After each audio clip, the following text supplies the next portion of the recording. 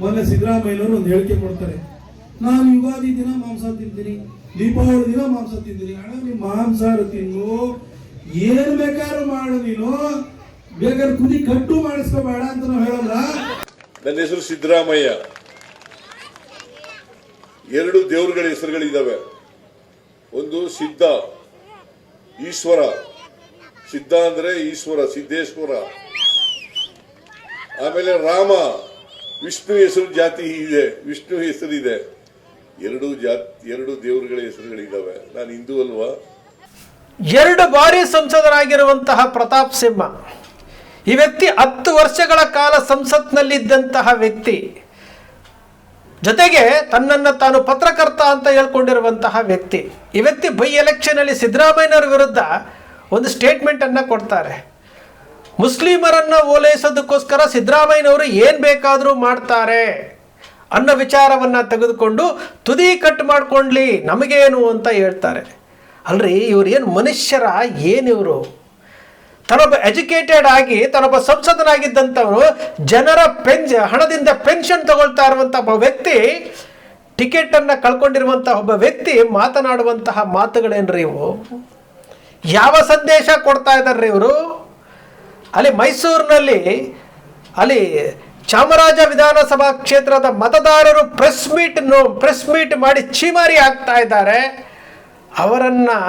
ಅವರ ವಿಶ್ವಾಸವನ್ನ ಗಳಿಸಲಿಕ್ಕೆ ಆಗದಂತಹ ಒಬ್ಬ ಪ್ರತಾಪ ಸಿಂಹ ಇವತ್ತು ಬಾಗಲಕೋಟೆಗೆ ಬಂದು ಸಿದ್ದರಾಮಯ್ಯನವರನ್ನ ಹೀನಾಮಾನವಾಗಿ ಮಾತಾಡ್ತಾರೆ. ಈ ರಾಜ್ಯದ ಮುಖ್ಯಮಂತ್ರಿ, ನೀವು ಭಾರತೀಯ ಜನತಾ ಪಕ್ಷ, ಕಾಂಗ್ರೆಸ್ಸು, JDS ನೀವು ಏನು ಬೇಕಾದರೂ ಮಾತಾಡ್ಕೊಳ್ಳಿ, ಆದರೆ ಮಾತನಾಡುವಂತಹ ಮಾತುಗಳಿದಾವಲ್ಲ, ತುದಿ ಕಟ್ ಮಾಡ್ಕೊಳ್ರಿ.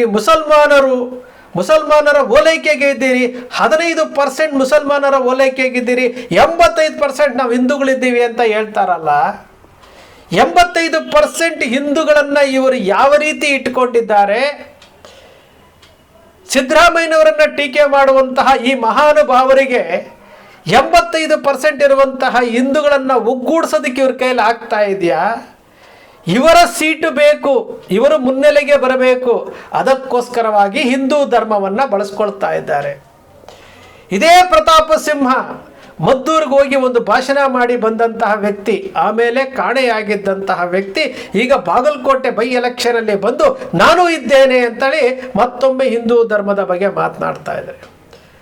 ಭಾರತ ದೇಶದಲ್ಲಿ 100% ಇರುವಂತಹ ಹಿಂದೂಗಳನ್ನು 35%ಗೆ ಇಳಿಸುತ್ತಿರುವಂತಹ ಖ್ಯಾತಿ ಈ ಭಾರತೀಯ ಜನತಾ ಪಕ್ಷದ ಇಂತಹ ಜನರಿಗೆ ತಲುಪುತ್ತೆ, ಇಂತಹ ಜನರಿಗೆ ಸಲ್ಲುತ್ತೆ. ಇವರಿಗೆ ಹಿಂದೂ ಧರ್ಮ ಓಟಿಗೋಸ್ಕರ ಬೇಕಾಗಿರುವಂಥದ್ದು. ಸಂಸ್ಕಾರ ಇದೆಯೇನ್ರಿ ಇವರಿಗೆ ನಿಜಕ್ಕೂ ಸಂಸ್ಕಾರ ಇದೆಯಾ? ಒಬ್ಬ ವಿದ್ಯಾವಂತ ಅಂತ ಹೇಳ್ಕೊಳ್ತಾರೆ. ಒಬ್ಬ ವಿದ್ಯಾವಂತ ಅಂತ ಹೇಳ್ಕೊಳ್ಳುವಂಥ 10 ವರ್ಷಗಳ ಕಾಲ ಸಂಸದರಾಗಿದ್ದಂತಹ ವ್ಯಕ್ತಿ, ಜನರ ತೆರಿಗೆ ಹಣದಿಂದ ಪೆನ್ಷನ್ ತಗೊಳ್ತಾ ಇರುವಂತಹ ವ್ಯಕ್ತಿ ಮಾತನಾಡುವಂತಹ ಮಾತುಗಳೇನ್ರಿ ಇವೆಲ್ಲಾನು? ಅಭಿವೃದ್ಧಿ ಅವ್ರು ಮುಂದುವರೆದು ಹೇಳ್ತಾರೆ, ನರೇಂದ್ರ ಮೋದಿಯವರು ಏನು ಈ ದೇಶದ ಪ್ರಧಾನಮಂತ್ರಿ ಆಗಿರೋದಕ್ಕೆ ಇವತ್ತು ಈ ದೇಶ ಉಳ್ಕೊಂಡಿದೆ ಅಂತೇಳಿ. ಆಡೋ ಹುಡುಗರು ಇವತ್ತು ಟ್ರೋಲ್ ಮಾಡ್ತಾ ಇದ್ದಾರೆ ಪ್ರಧಾನಮಂತ್ರಿಗಳನ್ನು. ಆಡೋ ಹುಡುಗರು. ದೇಶದ ಪರಿಸ್ಥಿತಿ ಯಾವ ಹಂತಕ್ಕೆ ಹೋಗಿದೆ? ಇವರು ಪ್ರಧಾನಮಂತ್ರಿಗಳನ್ನು ಹೊಗಳಬೇಕು, ಭಾರತೀಯ ಜನತಾ ಪಕ್ಷವನ್ನು ಹೊಗಳಬೇಕು, ಸಿದ್ದರಾಮಯ್ಯನವ್ರನ್ನ ಟೀಕೆ ಮಾಡಬೇಕು, ಅದಕ್ಕೋಸ್ಕರವಾಗಿ ಹಿಂದೂ ಧರ್ಮವನ್ನು ಬಳಸ್ಕೊಳ್ಬೇಕು. ಮೈಸೂರಿನಲ್ಲಿ ಪ್ರೇಮ್ ಕುಮಾರ್ ಎಂಬ BJP ಕಾರ್ಯಕರ್ತ ನೇರವಾಗಿ ಸವಾಲಾಗ್ತಾರೆ ಪ್ರತಾಪ್ ಸಿಂಹಂಗೆ. ನಾನೂ ಸಹ ಸವಾಲು ಹಾಕಿದ್ದೀನಿ ಪ್ರತಾಪ್ ಸಿಂಹ ಅವ್ರಿಗೆ. ಆ ವ್ಯಕ್ತಿಗೆ ನಾನು ಏನು ಮಾಡ್ತಾ ಇದ್ದೀನಿ ಅನ್ನೋದೇ ಗೊತ್ತಿಲ್ಲ. ನಾನು ಏನು ಮಾಡ್ತಾ ಇದ್ದೀನಿ, ಯಾವುದೇ ಸ್ವಂತ ಶಕ್ತಿ ಅನ್ನೋದೇ ಇಲ್ಲ. ಪಕ್ಷವನ್ನು ಕಟ್ಟಲಿಲ್ಲ, ಪಕ್ಷದ ಕಾರ್ಯಕರ್ತ ಆಗಲಿಲ್ಲ, ಏನೂ ಆಗಲಿಲ್ಲ. ಯಾರದ್ದೋ ಇನ್ಫ್ಲೂಯೆನ್ಸ್ ಮೇಲೆ ವಿಜಯಶಂಕರ್ ಅವರನ್ನು ಇರುವಂತಹ ಜಾಗವನ್ನು ನಾನು ಗೆದ್ದು ಬಿಡ್ಬೋದು ಅಂತೇಳಿ ಬಂದು ಸೇರ್ಕೊಂಡಂತಹ ವ್ಯಕ್ತಿ ಇವತ್ತು ರಾಜಕೀಯದ ಬಗ್ಗೆ ಮಾತನಾಡ್ತಾರೆ. ಒಬ್ಬ ಮುಖ್ಯಮಂತ್ರಿಯರಿಗೆ ಮಾತನಾಡುವಂತಹ ಮಾತುಗಳೇನ್ರಿ ಇದು? ಹಿಂದೂ ಧರ್ಮ ಅಂತೆ, ಹಿಂದೂ ಧರ್ಮದಲ್ಲಿ ಏನು ಸಾವಿರಾರು ಜಾತಿಗಳು ಬರ್ತಾ ಇದೆ. ಆ ಸಾವಿರಾರು ಜಾತಿಗಳ ಮಧ್ಯೆ ಬೆಂಕಿ ಹಚ್ಚುವಂತಹ ಕೆಲಸ ಇವರು ಮಾಡ್ತಾ ಇರುವಂಥದ್ದು.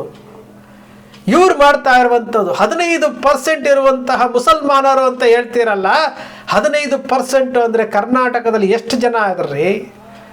7 ಕೋಟಿ ಅಂತಂದರೆ ಎಷ್ಟಾಯ್ತು ರೀ?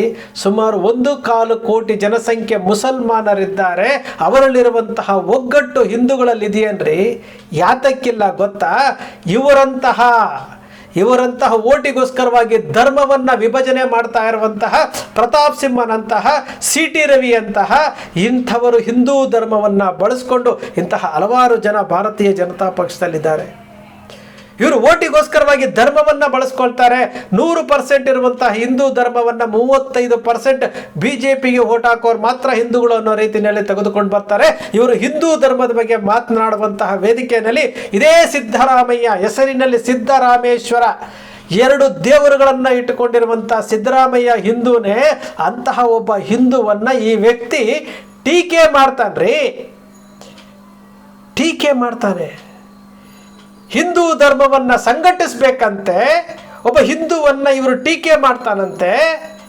ಈ ವ್ಯಕ್ತಿ ತಾನು ಏನು ಮಾತನಾಡ್ತಾ ಇದ್ದೀನಿ ಅನ್ನೋ ಪರಿಜ್ಞಾನ ಇಲ್ಲ, ವೇದಿಕೆ ಬೇಕು, ಮೈಕ್ ಬೇಕು, ಮಾತನಾಡ್ತಾನೆ ಈ ವ್ಯಕ್ತಿ. ಬಹಳ ಬೇಸರ ಆಗುತ್ತೆ. ಇವರೆಲ್ಲ ಜನಪ್ರತಿನಿಧಿಗಳು.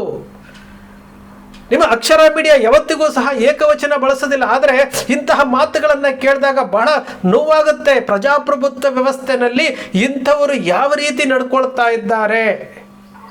ಮುಸಲ್ಮಾನರನ್ನು ಟೀಕೆ ಮಾಡೋದೇ ಹಿಂದೂ ಧರ್ಮವನ್ನು ಬಲಿಷ್ಠಗೊಳಿಸುವಂಥದ್ದ? ಒಬ್ಬ ಹಿಂದೂ ಸಿದ್ದರಾಮಯ್ಯನವರನ್ನು ಟೀಕೆ ಮಾಡೋದು ಇವರು ಹಿಂದೂ ಧರ್ಮವನ್ನು ಕಟ್ಟೋದ? ಯಾವ ರೀತಿ ರೀ ಇವ್ರದ್ದು? ಯಾವ ರೀತಿ ಸಂಘಟನೆ ಇವ್ರದ್ದು? 1.25 ಕೋಟಿ ಮುಸಲ್ಮಾನರು ಕರ್ನಾಟಕದಲ್ಲಿದ್ದಾರೆ.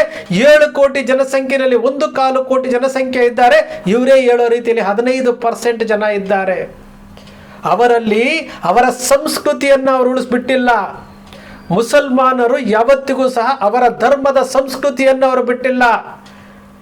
ಅವರು ಆ ಧರ್ಮವನ್ನು ಕಾಪಾಡ್ಕೊಂಡು ಬರ್ತಾ ಇದ್ದಾರೆ. ಅವರ ಒಗ್ಗಟ್ಟನ್ನು ತೋರಿಸ್ತಾ ಇದ್ದಾರೆ.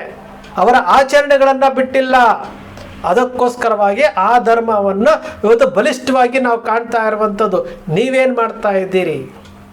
ಇಡೀ ಹಿಂದೂ ಧರ್ಮದ ಸಂಸ್ಕೃತಿ ಇವತ್ತು ಪಾಶ್ಚಿಮಾತ್ಯ ಸಂಸ್ಕೃತಿ ಅಂತ ಹೋಗ್ತಾ ಇದೆ. ಅದರ ಬಗ್ಗೆ ಗಮನ ಇಲ್ಲ ಇವರಿಗೆ. ಹಿಂದೂ ಧರ್ಮ ಅಪಾಯದಲ್ಲಿದೆ ಅಂತ ಹೇಳ್ಕೊಂಡು ಈ ಅಮಾಯಕ ಯುವಕರನ್ನು ಹಿಂದೂ ಧರ್ಮದ ರಕ್ಷಣೆಗೆ ಅಂತ ಬಿಟ್ಟು ಲವ್ ಜಿಹಾದ್ ಅಂತಾರೆ. ಮತ್ತೇನದು ಹಜಾರ್ನಲ್ಲಿ ಏನೋ ಇದು ಮಾಡ್ತಾರೆ, ಹಿಂದೂ ಮುಸಲ್ಮಾನರ ಜೊತೆಯಲ್ಲಿ ವ್ಯಾಪಾರ ಬೇಡ ಅಂತ ಹೇಳ್ಕೊಂಡು ಏನೋ ಧರ್ಮ ದಂಗಲ್ಲು ಅಂತಾರೆ. ಏನೇನೋ ಮಾಡಿಕೊಂಡು ಇವತ್ತು ಯುವಕರ ದಾರಿ ತಪ್ಪಿಸಲಿಕ್ಕೆ ಹೋಗ್ತಾ ಇದ್ದೀರಲ್ಲ. ಮುಸಲ್ಮಾನರಲ್ಲಿರುವಂತಹ ಒಗ್ಗಟ್ಟು ನಿಮ್ಮಲ್ಲಿದೆಯೇನ್ರಿ?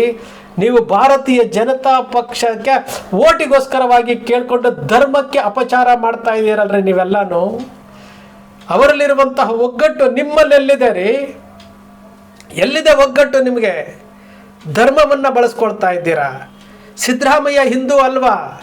ಹೆಸರಿನಲ್ಲೇ ಸಿದ್ದರಾಮೇಶ್ವರ ಇದ್ದಾನಲ್ರಿ. DK ಶಿವಕುಮಾರ್ ಹಿಂದೂ ಅಲ್ವಾ? ಪರಮೇಶ್ವರ್ ಹಿಂದೂ ಅಲ್ವಾ? ಮಲ್ಲಿಕಾರ್ಜುನ ಖರ್ಗೆ ಹಿಂದೂ ಅಲ್ವಾ? ಇವರೆಲ್ಲರ ಹೆಸರಿನಲ್ಲಿ ಹಿಂದೂಗಳು ದೇವರುಗಳಿದ್ದಾರಲ್ರಿ. ಓಟಿಗೋಸ್ಕರವಾಗಿ ಯಾತಕ್ಕೋಸ್ಕರವಾಗಿ ಇಂಥ ಧರ್ಮಕ್ಕೆ ಅಪಚಾರ ಮಾಡ್ತೀರಿ ನೀವು? ಯಾತಕ್ಕೋಸ್ಕರವಾಗಿ? ಕೇವಲ ಓಟಿಗೋಸ್ಕರವಾಗಿ ಧರ್ಮವನ್ನು ಬಳಸ್ಕೊಳ್ಳೋದ?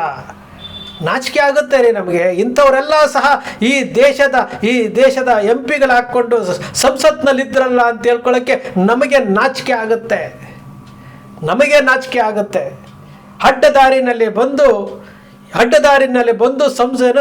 MP ಸೀಟನ್ನು ತೆಗೆದುಕೊಂಡು ಗೆದ್ದಂಥವರು ಇವತ್ತು ಸಿದ್ದರಾಮಯ್ಯನವರು ಹಂತವಾಗಿ ರಾಜಕೀಯದಲ್ಲಿ ಮೇಲೆ ಬಂದಿರುವಂಥವ್ರು ಹಂತವಾಗಿ ತಾಲೂಕು ಬೋರ್ಡ್ ಮೆಂಬರಿಂದ ಹಿಡಿದು ಪಕ್ಷೇತರ ಸ್ಪರ್ಧೆ ಮಾಡಿಕೊಂಡು ಇವತ್ತು ಮುಖ್ಯಮಂತ್ರಿಯಾಗಿ ಬಂದಿರುವಂಥದ್ದು.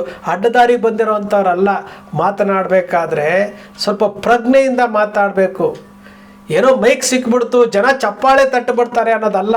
ಇಡೀ ಹಿಂದೂ ಧರ್ಮಕ್ಕೆ ಅಪಚಾರ ಮಾಡ್ತಾ ಇರುವಂಥದ್ದನ್ನು ಎಲ್ಲರೂ ಖಂಡಿಸಬೇಕಾಗುತ್ತೆ. ಸ್ನೇಹಿತರೆ, ನಾವು ಯಾವತ್ತೂ ಸೃಷ್ಟಿ ಮಾಡೋದಿಲ್ಲ, ಕಲ್ಪನೆ ಮಾಡೋದಿಲ್ಲ. ವಾಸ್ತವದ ವಿಚಾರವನ್ನು ವಿಶ್ಲೇಷಣೆ ಮಾಡ್ತೇವೆ. ನಮಗೆ ಯಾರ ಹಂಗೂ ಬೇಕಾಗಿಲ್ಲ. ನಮಗೆ ಯಾರೂ ಸಹ ಬುಜೀರ್ ಅನ್ನಲ್ಲ. ನಾವು ಸತ್ಯ ಅಂದರೆ ಸತ್ಯ ಅಂತೀವಿ, ನ್ಯಾಯ ಅಂದರೆ ನ್ಯಾಯ ಅಂತೀವಿ.